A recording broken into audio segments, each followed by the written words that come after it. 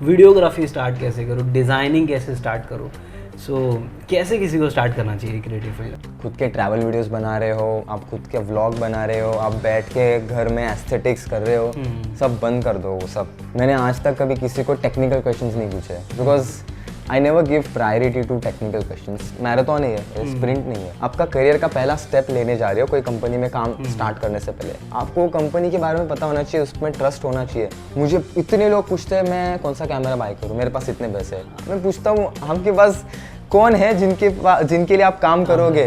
तो पहले तो 6 महीना का पे इंटर्नशिप कर ले, क्योंकि वो बहुत ज़्यादा इंपॉर्टेंट है, वहाँ से तुमको प्रोसेसेस क्लियर होंगे। Hiring the right team is very important. Okay, real life problems जो होते हैं वो सिनेमेटोग्राफर फेस करता है, editor is more on the edit table.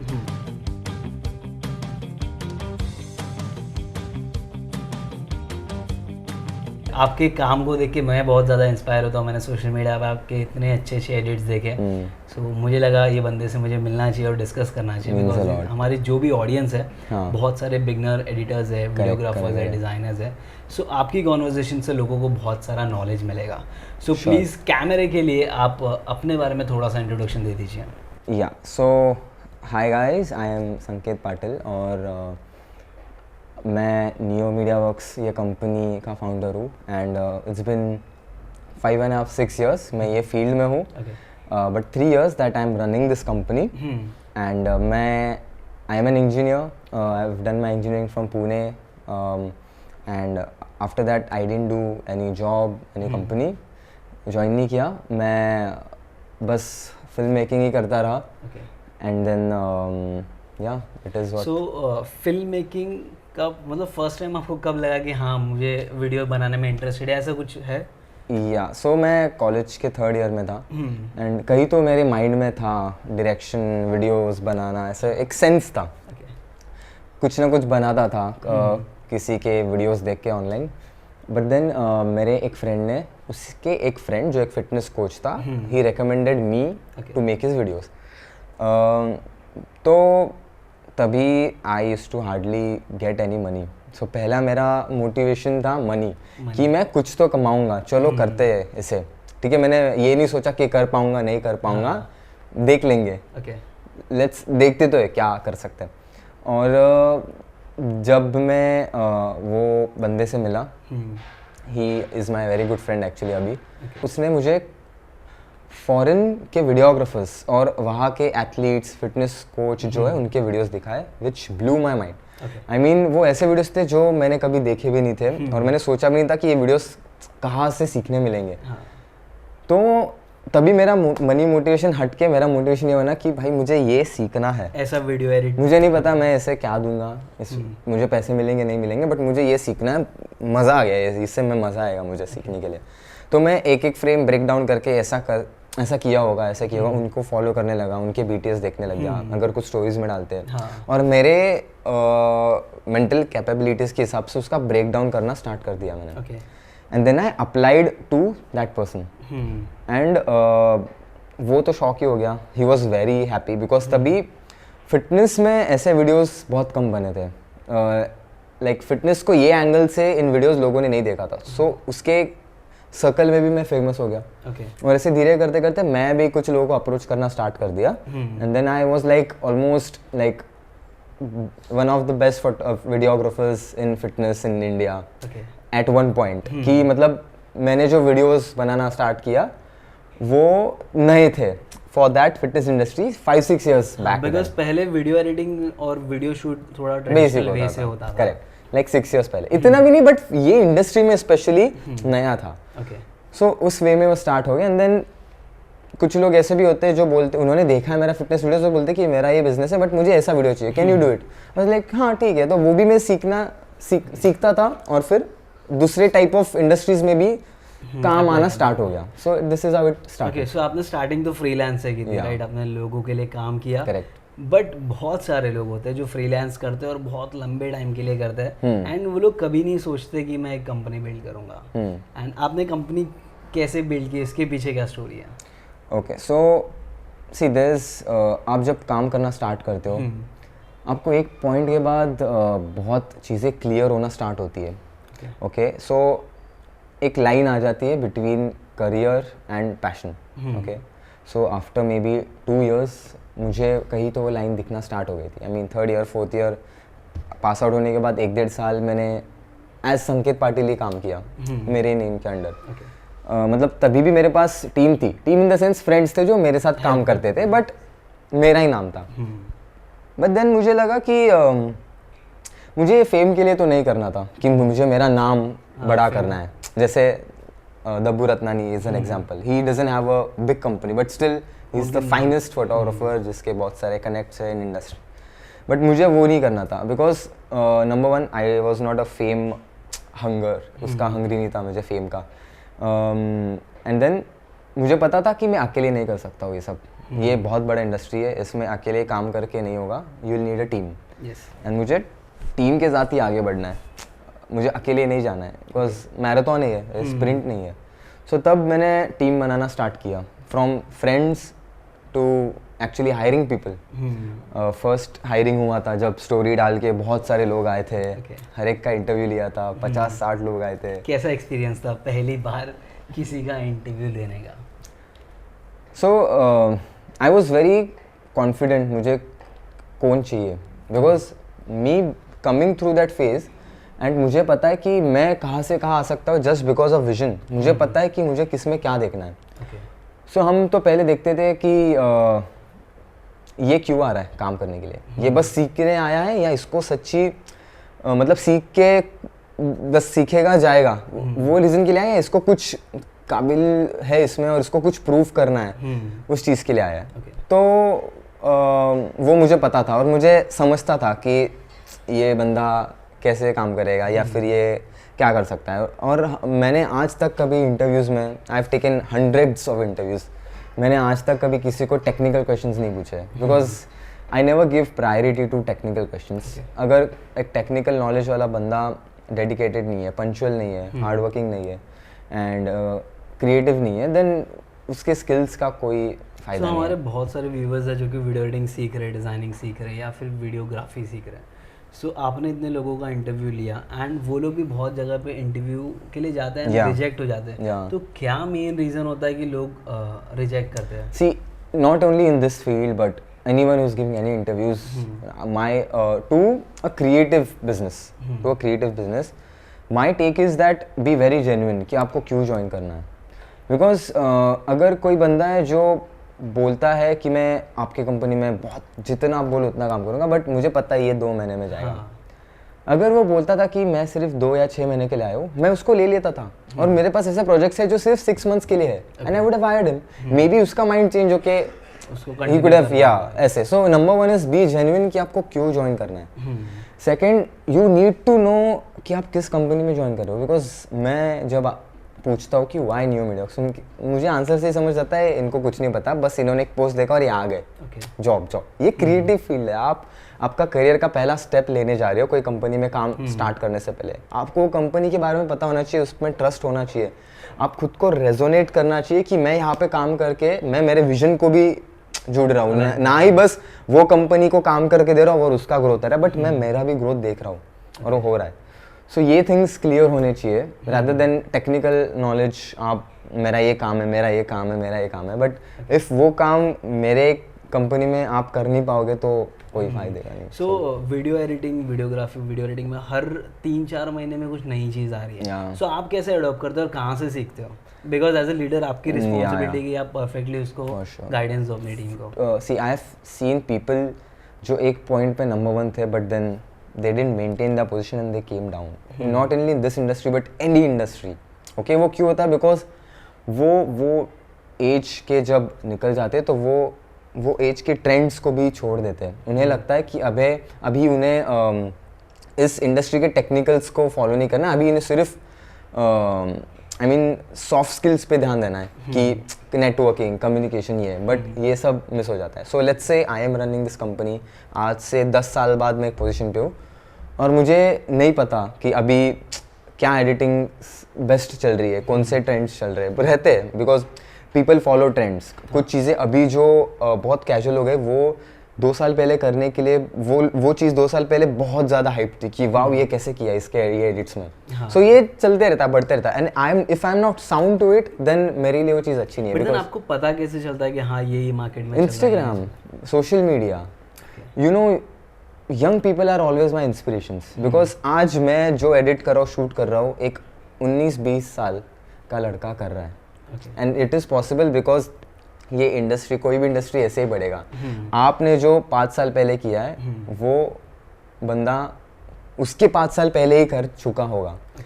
वो बंदा जो अभी 19 साल का है, जब वो 22 ईयर्स का होगा, उसको ऑलरेडी किसी ने जो 19 साल का उसने क्रॉस कर दिया होगा। So young people are always my inspiration. My team is only young people, मतलब सब का एज 24 से कम है, मैं उनसे ज़्यादा हूँ। सो बहुत सारे लोग हैं जो थोड़े दिन में मेरे से अच्छा काम करेंगे, which is a win situation for me and them also.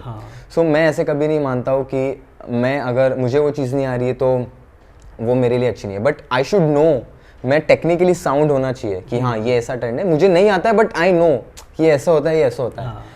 सो बहुत सारे मेरे ऐसे फॉलोअर्स हैं इंस्टाग्राम पे जो कि मुझे एक चीज़ का डीएम करते हैं कि भाई मैं वीडियो एडिटिंग स्टार्ट कैसे करूँ, वीडियोग्राफी स्टार्ट कैसे करूँ, डिज़ाइनिंग कैसे स्टार्ट करूँ।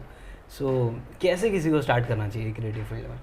Okay, so if you are a filmmaker and आप ये फील्ड में स्टार्ट करने का सोच रहे हो, आई वुड से खुद के ट्रैवल वीडियोस बना रहे हो, आप खुद के व्लॉग बना रहे हो, आप बैठ के घर में एस्थेटिक्स कर रहे हो, सब बंद कर दो वो सब। अगर आपको रियली इसमें करियर करना है तो सबसे पहले आपके फ्रेंड्स में देखो कि किसका एक छोटा बिजनेस है, और वो बिजनेस को पकड़ लो, वो बंदे को पकड़ लो, and then just tell him कि if you want to make videos for your company, आप कैसे चाहोगे कि वो बने, एंड देन वो बताएगा, and just try to make that happen. Because ये सब चीज़ें जो रियल लाइफ चीज़ें हैं, when you deal with a client, ये आप कभी आपके खुद के ट्रैवल वीडियोस में जो एंगल सिर्फ आपको पसंद है, जो म्यूजिक सिर्फ आपको पसंद है, उसमें नहीं आएगा। सबके थॉट्स और चीज़ें अलग होते हैं। अगर आप कोर्स कर रहे हो और कोर्स करने के बाद आप सीधा बड़े क्लाइंट को बता रहे हो कि मैंने कोर्स किया है, मेरे पास ये इक्विपमेंट से ये है, और आप वो बंदे को रीड ही नहीं कर पाए हो, वो बंदा को नहीं पता इंडस्ट्री क्या है, उससे नहीं समझाते आया कि मुझे ये चाहिए, और आपने सोचा कि ठीक है मैं कर लूँगा, but when you give the result आपके इतना बजट वेस्ट गया है बिकॉज आपने वो बंदे को रीड नहीं कर पाया। वर्सेस आपने आपके फ्रेंड के साथ ऑलरेडी टेस्ट कर चुके हैं और ये सब मिस्टेक्स एंड एरर्स सीख लिए हैं पहले। ये बहुत बड़ा, जो भी रिस्क लेने थे वो किसी बड़े क्लाइंट के लिए ना लेते हुए अपने दोस्त के लिए लिए, इन केस कुछ फेल हो भी जाता है तो टेंशन आप ऐसे सीख रहे हो, ना कि सीधा ये जंप लेके। बहुत लोग रहते फिल्म मेकर्स, मुझे इतने लोग पूछते हैं मैं कौन सा कैमरा बाय करूं, मेरे पास इतने पैसे हैं। मैं पूछता हूँ आपके पास कौन है जिनके लिए आप काम करोगे? पहले क्लाइंट बेस बनाओ, पहले समझो लोगों को, पहले आपके कम्युनिकेशंस, आपका नेटवर्क बढ़ाओ, रेंट करो कैमरेस। फिर जब आपको एक कॉन्फिडेंस आता है कि महीने का जो मेरा कैमरा का EMI 20-25 हज़ार, जो 3 लाख का कैमरा है वो मैं दे पाऊंगा, तब जाके कैमरा लेना चाहिए। बिकॉज मैंने भी स्टार्ट किया विद 16,000 रुपीज़ का कैमरा लिया था डैड से, एक निकॉन का। That's the first and last thing that मैंने डैड के पैसे से किया। उसके बाद मैंने घर पे 1 रुपया भी मांगा नहीं है मेरे जो भी चीज़, और अभी हमारा investment in the companies in lakhs. So it started with that. Okay, so ऐसे किसी ने ग्रो करना चाहिए रादर देन बस खुद पे वीडियोस बना रहे या सिर्फ कोर्सेस ही कर रहे हैं। It's just trial and error rather than. एक और चीज़ मैं ऐड करना चाहूँगा कि बहुत सारे फ्रीलांसर्स है, वो लोग, मतलब बहुत सारे वीडियो एडिटर्स है जो कि वीडियो एडिटिंग सीख लेते हैं, वो लोग मुझे ये पूछते हैं कि भाई मैं फ्रीलांस करूँ कि जॉब करूँ।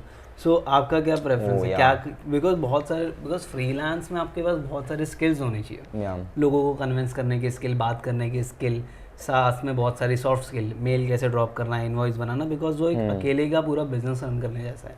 सो आप क्या एडवाइस करोगे कैसे किसी को स्टार्ट का पॉइंट में काम करना चाहिए? Okay, so trust me, being an entrepreneur is not an easy job. It's a lot of hardships, बहुत मेंटल प्रेशर होता है, बहुत डिप्रेशन से जाते हो, बहुत एंग्जाइटी से जाते हो। कितने शूट्स है जिनके 3 दिन पहले की रात मैं कभी नहीं सोया हूँ, मेरे माइंड में वही चलते रहता है, ये चीज़ कैसे करूँ, जैसे बहुत मेंटल पीस पे अफेक्ट करता है। कितने मंथ्स है ऐसे जिसमें मैं बहुत डिप्रेशन थ्रू गया हूँ।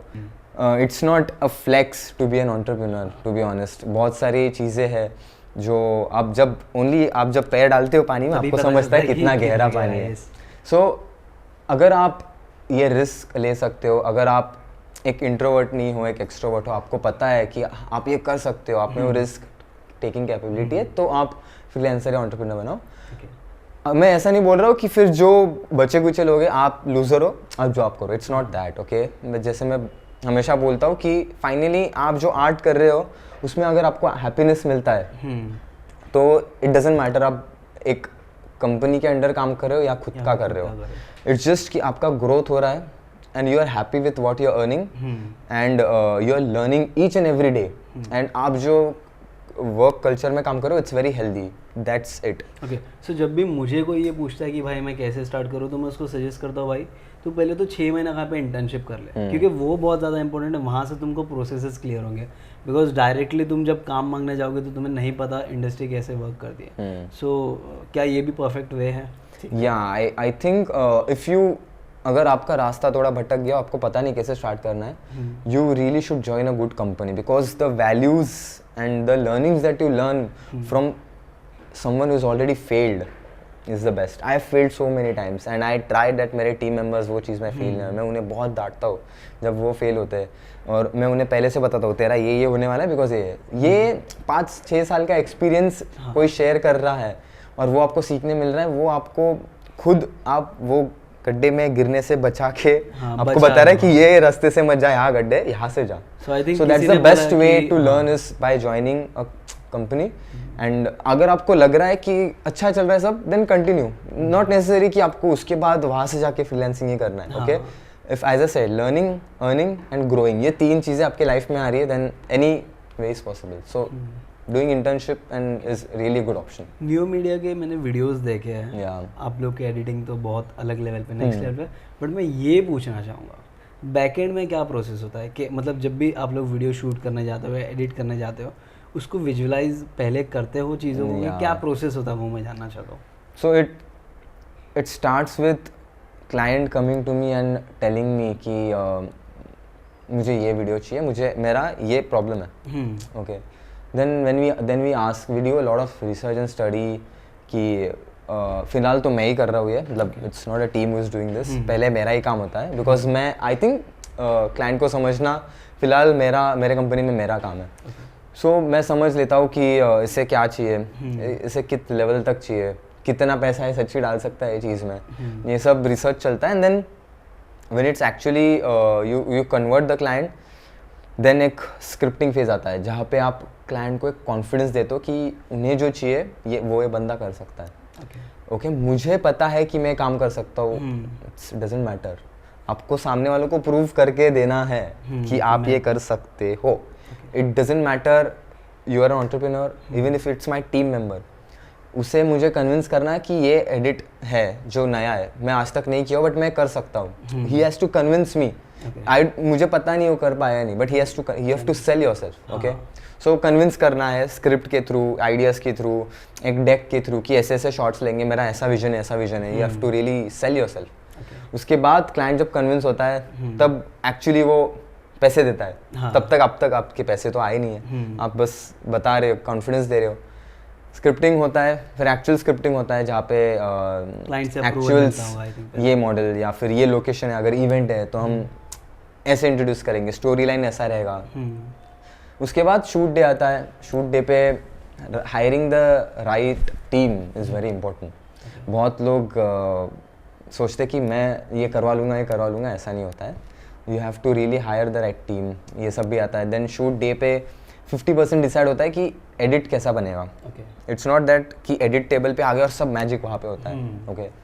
सो शूट में भी 50% चीज़ें डिसाइड होती है कि एडिट में ऐसा दिख सकता है, then 50% creativity we leave on the editor और ऑन द एडिट टेबल, जहाँ पे उसके साथ भी डिस्कस करके सॉन्ग्स क्या चूज़ करते हो, which is very important. Every editor knows, every videographer knows कि सॉन्ग कितना हेल्प करता है वीडियो को पम्प करने के लिए या फिर वो वाइब और पम्प करने के लिए।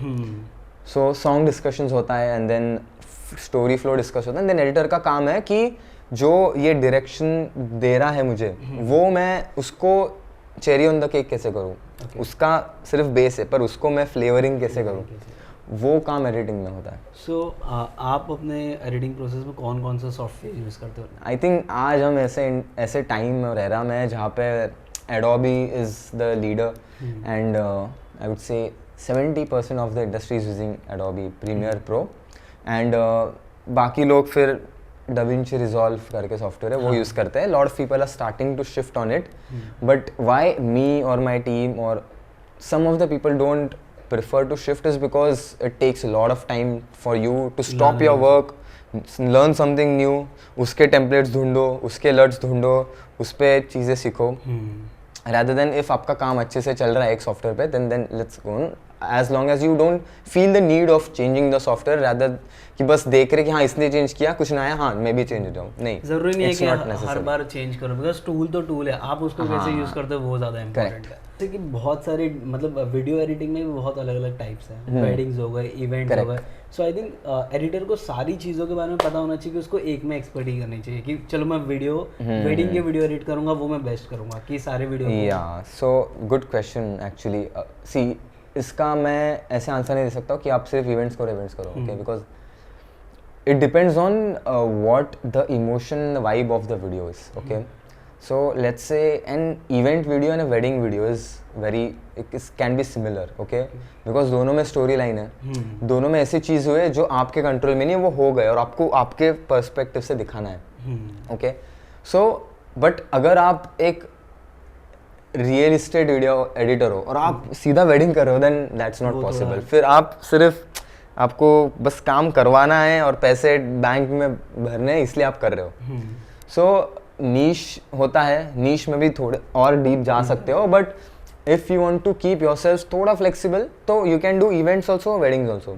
थोड़ा सा फिर फैशन भी कर सकते हो बिकॉज फैशन और इवेंट्स में भी सेम होते जा रहा है, because the type of skills, editing skills and understanding you're using on event videos आप सेम वो फैशन में भी यूज़ कर सकते हो। थोड़ा peppy edits, flashy edits, lot of transitions and music style same होता है। So play around करो, but एकदम दो opposite corners मत choose करो। Because कुछ लोग होते हैं जो corporate वीडियो बहुत अच्छी एडिट करते हैं and उनसे wedding के वीडियो उतने अच्छे से एडिट नहीं होते। हाँ, so even if you are doing corporate videos and वो थोड़ा boring हो सकता है, तो it's fine because आपका गोल बस खुद के मन को बहलाना नहीं है, आपका बैंक बैलेंस भी बढ़ना चाहिए, आपका करियर भी बढ़ना चाहिए, okay? Because finally even if अगर आप अभी 20-22 साल के हो, अभी आपको अच्छा लग रहा है, बट जब आप रिस्पॉन्सिबल बनोगे, खुद के पैसों पे घर चलाओगे, तब आपको ये क्वेश्चंस नहीं आने चाहिए कि अरे मैंने तो अभी मुझसे ये वाले क्लाइंट्स नहीं आएंगे, मुझे ये क्लाइंट नहीं आएंगे, मैंने ये गलती से चूज़ कर दिया। So that's why you should know कि आपको कौन सी डायरेक्शन में जाना है, और वो टाइप के क्लाइंट्स को ही या वो टाइप के एडिट्स ही मुझे चूज़ करना है। सो एक फ्रीलांसर वीडियो एडिटर में क्या क्या सॉफ्ट स्किल्स होने चाहिए? बिकॉज बहुत लोगों को सिर्फ सॉफ्टवेयर आता है, बट लोगों से कम्युनिकेट करना, सो ऐसे क्या स्किल्स वीडियो एडिटर्स के अंदर होनी चाहिए ताकि वो और ज़्यादा बेहतर काम कर सकता है? ओके, सो आई वुड से वीडियो एडिटर एंड सिनेमेटोग्राफर दोनों का ये सॉफ्ट स्किल्स या फिर टेक्निकल स्किल्स छोड़ के जो बाकी स्किल्स है वो बहुत डिफरेंट है। वीडियो एडिटर को नॉट नेसेसरी उसे इंग्लिश ही आना चाहिए, ऐसे it's not that important in terms of communication because his work is speaking for himself, okay, editor का। But cinematographer is not like that. Cinematographer को मैंने जैसे बोला उसे एक कॉन्फिडेंस क्रिएट करवा के देना है क्लाइंट में कि मैं आपका प्रोजेक्ट ले सकता हूँ, राइट? सो उसके प्लेट में आता है कि वो कैसे बात कर सकता है, वो कैसे कॉन्फिडेंस दिखाता है, वो क्या रिसर्च करके आया है, ओके, एंड वो कैसे प्रॉब्लम्स को डील कर रहा है, ओके? रियल लाइफ प्रॉब्लम्स जो होते हैं वो सिनेमेटोग्राफर फेस करता है, editor is more on the edit table. There are problems but real life problems ज़्यादा सिनेमेटोग्राफर या शूटिंग एजेंसी डिसाइड कर दी। For an editor it's very important कि आपको पता रहना चाहिए कि आपका क्लाइंट कौन है। ये सिनेमाटोग्राफर है, ये एजेंसी है, ये बंदा है, मुझे इसे रीच आउट करना है और इसके एडिट्स करना है। जब मैं इसके एडिट्स करूँगा तो मैं ये काम दिखाऊंगा ये बंदे को, फिर मैं वो बंदे के लिए काम करूँगा और इसके लिए भी काम करूँगा। आई मेक श्योर कि मैं इसे भी he is there with me, इससे भी रिटेन किया हो, देन मैं इसको भी कर रहा हूँ, इससे मुझे ये कंपनी का काम मिल सकता है। He should know this pathway, मुझे ये पाथ से जाना है। आप बस मास्टर कर रहे हो अपना आर्ट, एडिटिंग ही सीख रहे हो, बट इंस्टाग्राम पे डाल रहे हो, इट डजंट मेक सेंस अगर आपको पता नहीं कि ये वीडियो किस लिए है, बिकॉज ये पैशन नहीं है, करियर है। ओके, वर्सेस एक बंदा जो इंस्टाग्राम पे कुछ नहीं डाल रहा है बट उसका नेटवर्क बहुत स्ट्रांग है, उसका काम बहुत बढ़िया से चल रहा है, मतलब उसके नेटवर्क में काम करो, उसके क्लाइंट्स को खुश रख रहा है, उसको वो क्लाइंट्स से दूसरे क्लाइंट्स मिल रहे हैं, he is winning in his game, right, even if उसका काम नहीं है सोशल मीडिया पे।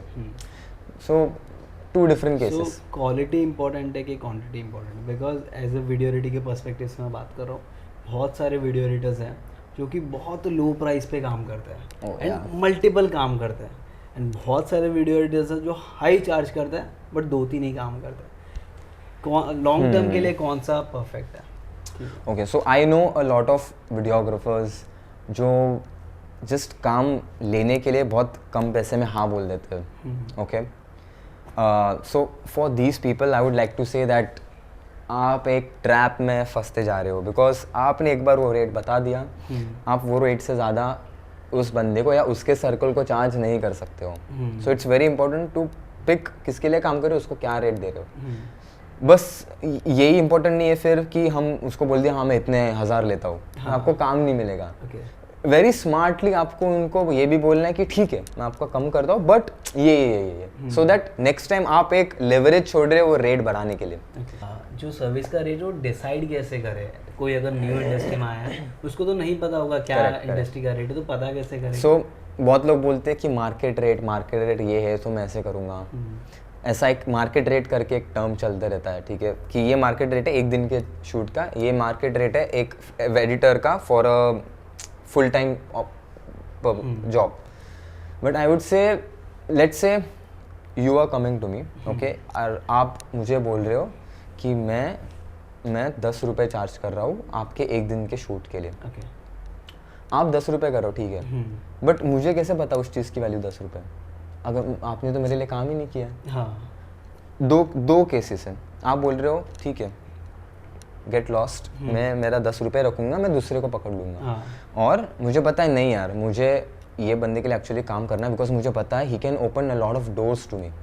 देन आप आपका रेट कम करते हो और बोलते हो ठीक है मैं करता हूँ, चलेगा, मुझे प्रॉब्लम नहीं है। ओके, सो अभी मार्केट रेट कहाँ गया? नहीं है market rate. So it always depends on आप क्या वैल्यू प्रोवाइड कर रहे हो और उसके ऊपर आप चार्ज कर रहे हो। ट्रस्ट इंपॉर्टेंट है क्योंकि बहुत सारे लोग काम खराब कर देते हैं। सो अगर आप बड़ी बड़ी एजेंसी देखोगे, वो लोग क्यों बड़ी एजेंसी को काम देते हैं? बिकॉज वो ट्रस्ट की वजह से, बिकॉज वो ट्रस्ट कर पाते कि ये मेरा काम बिगाड़ेगा नहीं। तो as a video editor I think ये बहुत इंपॉर्टेंट है कि आप किसी का काम बिगाड़ो नहीं, एंड पहले ब्रीफ ले लो हर चीज़ का, समझ लो, फर्स्ट कट भेज के अप्रूवल ले लो। सो बहुत लोग अप्रूवल नहीं लेते हैं, डायरेक्टली रील एडिट करके भेज देंगे या फिर वीडियो एडिट करके भेज देंगे। तो आपका क्या टेक है? अप्रूवल लेना चाहिए, कैसे क्या प्रोसेस फॉलो करनी चाहिए? See two cases again, one you are very confident, आपने सामने वाले को रीड कर लिया and you direct surprise them with a video and he is like oh shit. Okay, ये कॉन्फिडेंस बिल्ड करने के लिए सालों सालों का एक्सपीरियंस लगता है, तभी आप ये कर पाते हो। ठीक है, नाउ इवन इफ मेरा टीम जब काम करता है they come up with a very good video but I have to discard it because I know ये क्लाइंट को नहीं चाहिए। ओके, कभी कभी वो लोग एक छोटे चीज़ के लिए दिन बिता देते हैं बट प्रैक्टिकली बहुत चीज़ें डिफरेंट होती है। आप सिर्फ आपके आर्ट को नहीं फॉलो कर रहे हो, आप एक करियर में हो, एक बिजनेस में हो जहाँ पे आपको बैलेंस करना है in your delivery versus your art. Okay, your creativity and your delivery, मतलब आप डिलीवर कैसे कर रहे हो, कितने टाइम में कर रहे हो, सब चीज़ें। सो अगर मैं क्लाइंट को बिना कुछ पूछे बस सीधा दे रहा हूँ तो it's a big risk for him. Okay, if you are not sure कि इसका टेस्ट कैसा है, इसको कैसा सॉन्ग पसंद आएगा, then you should better show him that confidence. So एक छोटा ट्रिक, whenever अगर मेरा वेडिंग क्लाइंट है और मुझे लगता है कि ये वेडिंग के शॉट्स या ये कंटेंट पे ये सॉन्ग बहुत अच्छे से जाएगा, बट मुझे ये भी पता है अगर मैं सिर्फ उनको बताता हूँ तो ये बोलेंगे नहीं मुझे ये सॉन्ग नहीं जाएगा, बिकॉज वो जो ग्लासेस या वो जो आइस से देख रहे हैं मैं वो आइस से नहीं देख रहा हूँ, मैं अलग आइस से देख रहा हूँ, सबका पर्सपेक्टिव डिफरेंट है। करेक्ट। सो मैं क्या करता हूँ, मैं उनको वो सॉन्ग पे ऑलरेडी हुआ एक वेडिंग वीडियो भेजता हूँ सीधा, सो दे रेजोनेट, ओ मेरे शॉर्ट्स इस पे ऐसे लगेंगे, हाँ मेरे वेडिंग में भी ऐसे कुछ चीज़ें हुआ, एक्चुअली ये जा रहा है, देन उन्हें वो कॉन्फिडेंस आता है. And this is just small step that you can do.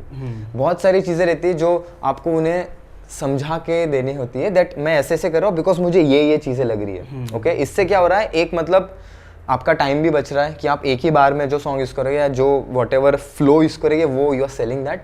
Second, you are being confident on yourself. Okay, कि मुझे पता है ये इसको ये चाहिए और मुझे वो बताते आ रहा है उसे, आई कैन कन्वे हिम ये चीज़ कि मैं ये यूज़ कर रहा हूँ बिकॉज ये चीज़ है.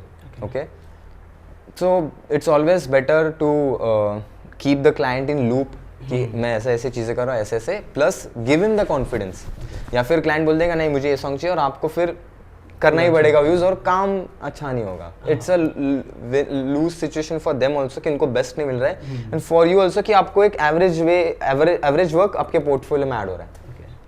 सो जब भी आपको नया काम लेते हो एज अ वीडियो एडिटर, अगर कोई नया काम ले रहा है, सो अगर वो काम उसको बोरिंग लगे तो एंड उसको अच्छा पैसा मिल रहा है तो उसको लेना चाहिए कि वो काम छोड़ देना चाहिए, बिकॉज प्रोसेस वो बोरिंग हो जाएगा but end of the day उसको पैसा अच्छा मिलेगा.